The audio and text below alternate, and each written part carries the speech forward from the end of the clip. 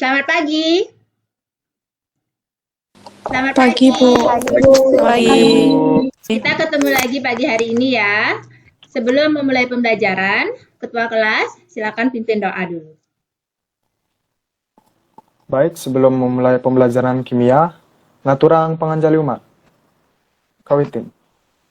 Om Swastiastu.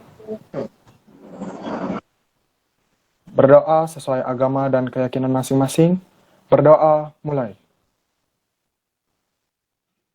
Berdoa selesai. Bagaimana kabar kalian hari ini? Baik, Bu. Baik, Bu. Baik, Bu.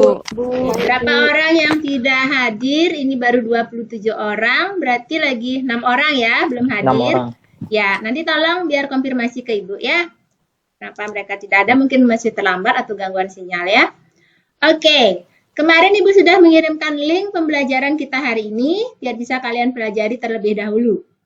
Linknya itu ada beberapa yang Ibu kirim, ada berupa video, ada berupa teks, ada berupa audio. Nah, silakan kalian pilih sesuai dengan gaya belajar kalian ya. Kalau kalian suka yang video, lebih paham memahami video, silakan pilih yang video ya. Sudah kalian pelajari kemarin?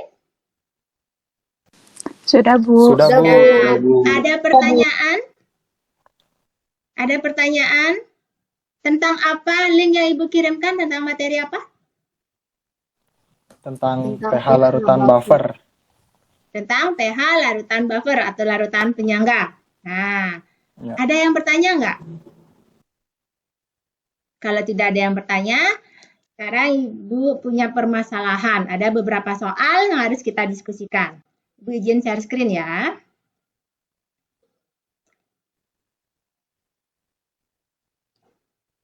Sudah kelihatan? Sudah kelihatan?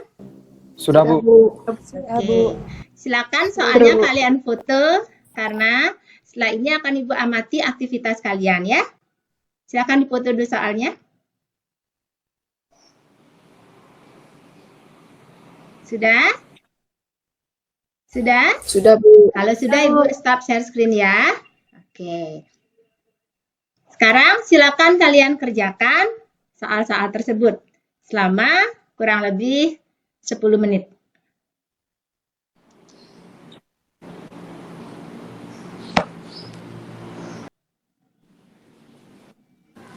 Oke, waktunya sudah habis ya. Nah, sekarang kita diskusikan soal yang Ibu berikan tadi. Siapa mau mencoba untuk menjelaskan untuk soal yang pertama? Saya, Bu. Saya, Bu. Ya, silakan Geva. Geva langsung share screen jelaskan. Ya. Saya izin memfoto dulu, Bu. Oh iya, silakan. Baik, apakah sudah terlihat? Sudah. Sudah, Ge. Jadi yang pertama, kita ingat bahwa larutan penyangga ini merupakan larutan penyangga asam karena ada asam lemahnya. Nah, syarat larutan penyangga asam ada asam lemak sama basa konjugasi. Nah, cara mencari basa konjugasi itu dengan mengionisasikan garam kalsium nitritnya. Dan masukkan saja ke dalam rumus bahwa konsentrasi H+ sama dengan Ka dikali mol asam lemah dibagi mol basa konjugasi. Masukkan Ka-nya 5 kali 10 kali 4 dikali 2,5 dibagi mol basa konjugasinya ini 5. Dibagi itu setengah, jadinya 5 lagi 2, 2,5 kali 10 pangkat 4. Logkan, jadinya 4 min log 2,5.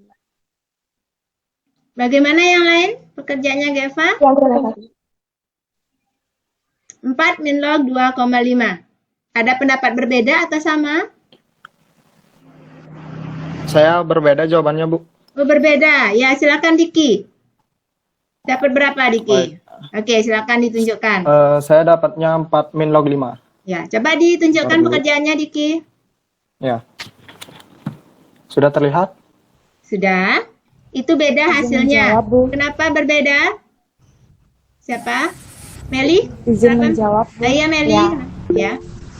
Jadi tadi pada jawaban Liki kenapa hasilnya bisa berbeda, karena pada saat menguraikan CaNO2 dua kalinya itu kan Ca2 plus ditambah 2 NO2 min.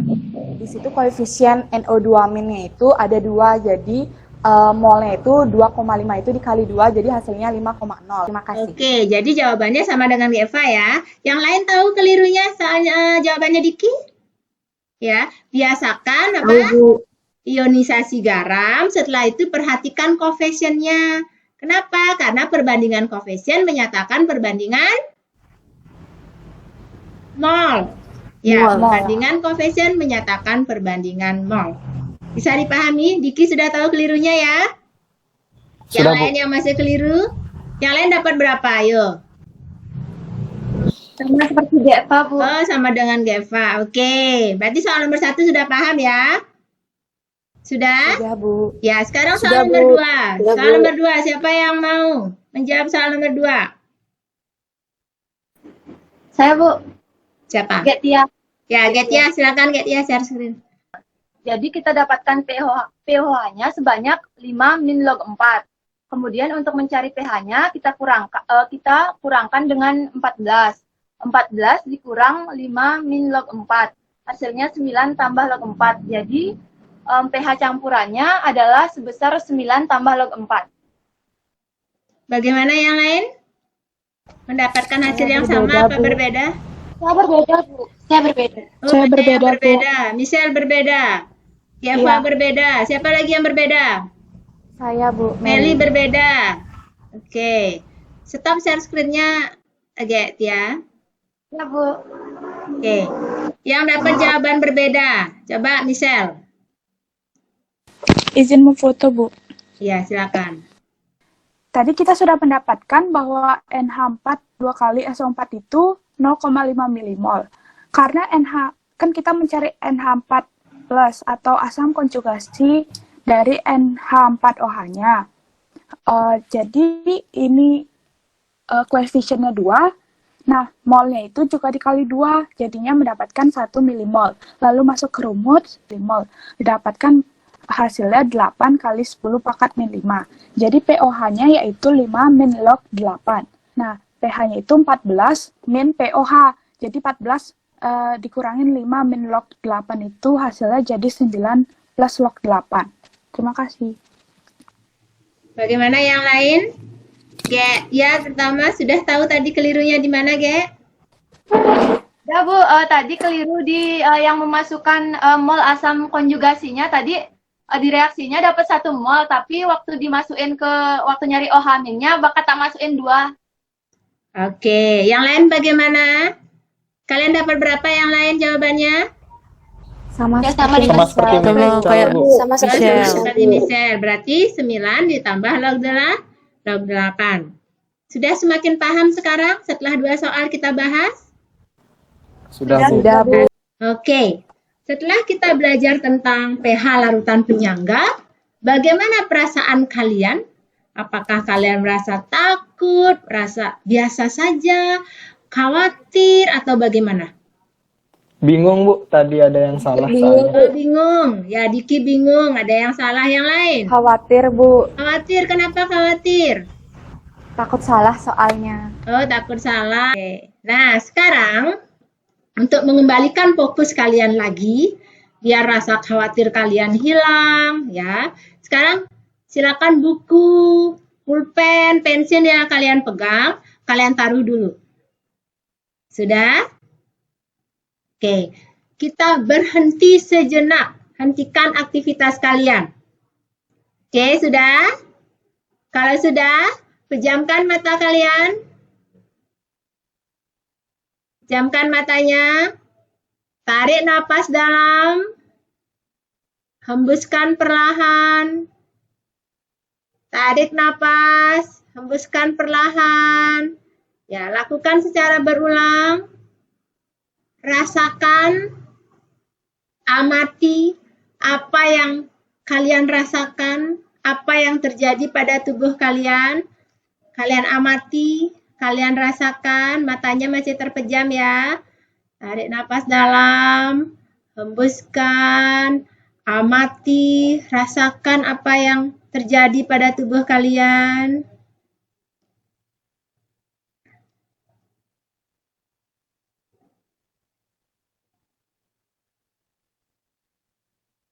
Nah, sekarang buka mata kalian perlahan. Apa yang kalian rasakan? Apakah kalian merasa lebih tenang? Lebih bisa fokus kembali? Lebih fokus, Bu. Lebih fokus, Bu. Nah, sekarang lanjutkan aktivitas kalian kembali ya. Teknik yang tadi, yang sudah kita lakukan, yang sudah kalian lakukan bersama, itu namanya teknik stop. Ya, itu namanya teknik stop. Nah, ini teknik stop ya. Nah, sebelum kita melanjutkan pembelajaran, kalian isi dulu form berikut ya. Ibu linknya taruh di chat. Oke. Oke, silakan diisi ya. Sudah selesai? Nah, sekarang kalau sudah selesai, kita lanjutkan materinya. Pembelajaran selanjutnya itu tentang cara kerja larutan penyangga dan kegunaan larutan penyangga dalam kehidupan sehari-hari. Nah, untuk cara kerja larutan penyangga dan kegunaan larutan penyangga, nanti silakan kalian siapkan ya. Kalian siapkan bagaimana cara kerja larutan penyangga, apa saja kegunaan larutan penyangga, bisa kalian nanti hasilnya bisa dalam bentuk video. Bagi anak-anak yang suka membuat video, silakan hasilnya dalam bentuk video. Bagi anak-anak yang suka menulis, nanti hasilnya bisa dalam bentuk tulisan. Dan bagi anak-anak yang yang suka merekam omongannya, silakan hasilnya dalam bentuk rekaman audio. Ibu beri kebebasan kalian untuk tugasnya, produknya seperti apa, sesuai dengan kemampuan dan kegemaran kalian, ya. Nah, sekarang untuk menyelesaikan tugas tersebut, kalian gunakan teknik SMART. Nah, teknik ini bisa membantu kalian untuk menyelesaikan tugas dengan lebih baik. Nah, adapun teknik SMART itu seperti berikut. Ntar Ibu share screen ya. Sudah bisa kalian lihat? Sudah, Bu. Ya, Sudah, itu Bu. namanya Sudah, Bu. teknik SMART. Nah, sudah bisa dipahami tentang tugas yang akan kalian kerjakan dengan menggunakan teknik SMART. Teknik SMART Sudah, Bu. ini tidak hanya kalian gunakan dalam pembelajaran saja ya, bisa kalian gunakan untuk aktivitas apapun. Kita sudah ada di penghujung pertemuan kita kali ini. Nah, sekarang siapa mau menyimpulkan apa pembelajaran kita hari ini? Saya, Bu. Ya, silakan Diki, simpulkan ya. Baik, kesimpulan selanjutnya yang saya dapatkan yaitu kita mendapatkan dua rumus yang dipakai pada pembelajaran kali ini, yaitu yang pertama untuk mencari konsentrasi H+, rumusnya yaitu Ka dikali mol asam lemah dibagi mol basa konjugasi. Dan rumus kedua yaitu konsentrasi OH-, yaitu Kb dikali mol basa lemah dibagi mol asam konjugasi. Terima kasih. Oke, terima kasih Diki. Nah, untuk pertemuan minggu depan, kita akan bertemu untuk mempresentasikan hasil dari tugas kalian tadi tentang cara kerja larutan penyangga dan kegunaan larutan penyangga dalam kehidupan sehari-hari. Nah, untuk pertemuan kali ini, ada pertanyaan lagi sebelum kita akhiri? Oke, jika tidak ada pertanyaan lagi, Ketua kelas silakan ditutup pertemuannya ya. Baik, sebelum menutup pembelajaran kimia kali ini, marilah kita berdoa sesuai agama dan keyakinan masing-masing. Berdoa mulai. Berdoa selesai. Ngaturang Paramesanti. Ngawit. Om Santi, Santi, Santi, Om. Ya, terima kasih untuk hari ini. Kalian tetap jaga kesehatan, patuhi protokol kesehatan ya. Oke, sampai ketemu minggu depan. Bye-bye.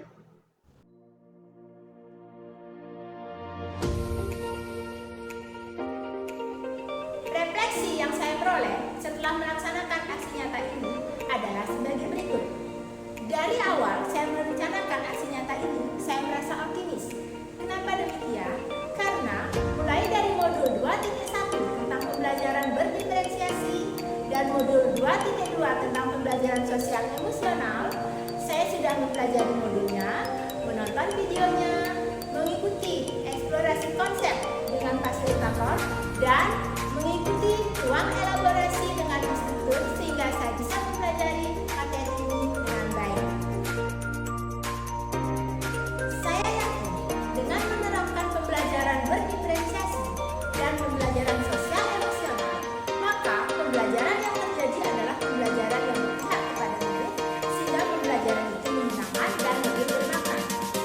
Dalam RPP yang saya rancang dalam aksi nyata ini, saya menerapkan diferensiasi konten sesuai dengan profil dan gaya belajar murid, dan diferensiasi produk sesuai dengan minat dan kegemaran murid.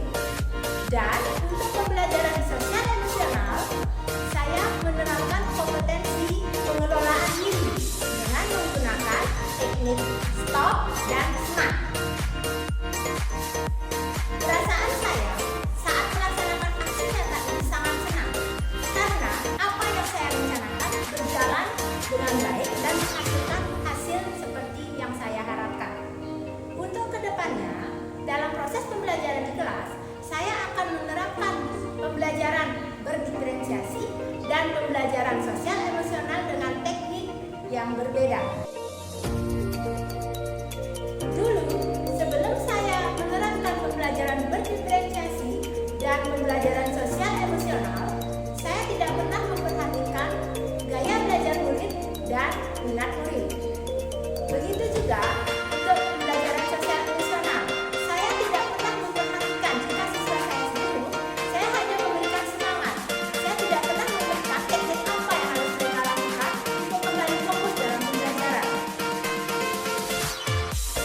Dengan menerapkan pembelajaran berdiferensiasi dan teknik sosial emosional, maka target pembelajaran akan tercapai dengan lebih baik. Penerapan pembelajaran berdiferensiasi konten akan membantu siswa dalam memahami bahan ajar sesuai dengan gaya belajar mereka. Penerapan diferensiasi produk akan membantu siswa untuk menyelesaikan tugas yang diberikan sesuai dengan minat mereka. Pada kegiatan ini, saya bertanya, bagaimana perasaan Anda setelah mempelajari PH larutan penyangga? Banyak siswa yang mengatakan cemas, khawatir, takut, mereka takut salah. Nah, itu akan mengganggu fokus anak-anak. Saya menerapkan teknik STOP. Saya mengajak siswa saya untuk berhenti sejenak. Setelah penerapan teknik STOP, siswa saya merasa senang dan bisa fokus kembali. Hal ini saya ketahui dengan Google Form yang saya berikan. Siswa saya mengatakan bahwa dengan teknik STOP, mereka bisa fokus kembali untuk melanjutkan pembelajaran. Teknik SMART saya gunakan untuk memfokuskan siswa saya dalam memenuhi target pembelajaran. Untuk mengerjakan tugas dengan menggunakan teknik SMART, maka tugas yang akan dihasilkan sesuai dengan target yang diinginkan. Pembelajaran berdiferensiasi dan sosial emosional sangat berguna di masa mendatang, apalagi di masa pandemi seperti ini. Dengan menerapkan pembelajaran berdiferensiasi, kita akan tahu kebutuhan murid, dan dengan menerapkan pembelajaran sosial emosional, kita bisa mengajak murid kita untuk mengatur strategi, mengatur teknik yang harus digunakan agar bisa mencapai target pembelajaran dengan baik. Dengan melihat manfaat pembelajaran berdiferensiasi dan sosial emosional, untuk selanjutnya saya akan melakukan perbaikan pada proses pembelajaran saya dengan menerapkan strategi berdiferensiasi dan sosial emosional dengan teknik yang lain. Seperti kata Bapak Menteri kita, besok dimanapun Anda berada, lakukan perubahan kecil pada kelas Anda.